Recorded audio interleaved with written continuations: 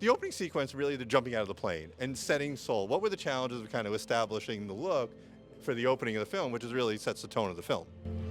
That was telling the audience what kind of movie they were up for. We tried to say a little bit about each of the girls' personalities, tease some of the rules of the world, and how much there was going to be some spectacle. So we had to layer in as quickly as possible, as efficiently as possible, how bright and colorful and relatable this movie was going to be.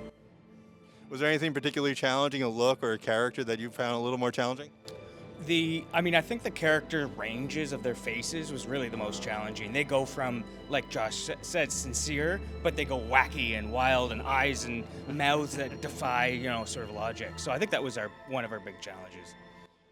The movie hinges on Golden. Honestly, it's the most dramatic thing. For you, what were the challenges of doing that sequence, which was beautifully visually as well as singing?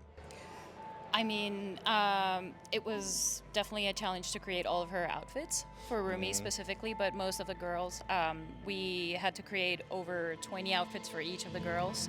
So I think that the amount of assets that had to go in and just recreate that sequence was just super challenging, but super fun as well. Did you have a favorite character or outfit? I spent so much time working on Rumi, and so I'm very related to Rumi, but I also really like Zoe because she's so fun. Yeah, she's super cool. Yeah. All right, we have a lot of students that watch our show. I'd be curious, what moment, is there more of a quieter moment you're really proud of visually that maybe people wouldn't notice as much, but something that you'd want the students to look at, what, this is something we're proud of and something you can learn from? I'll shout out a shot that Sophia did.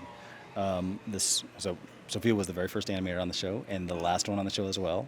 And she did a really quiet moment of after the finale when she has to compose herself after throwing her Hanmoon sword into Gima, the recomposing herself. That was a nice quiet transition from her traumatic experience to victory, her own path.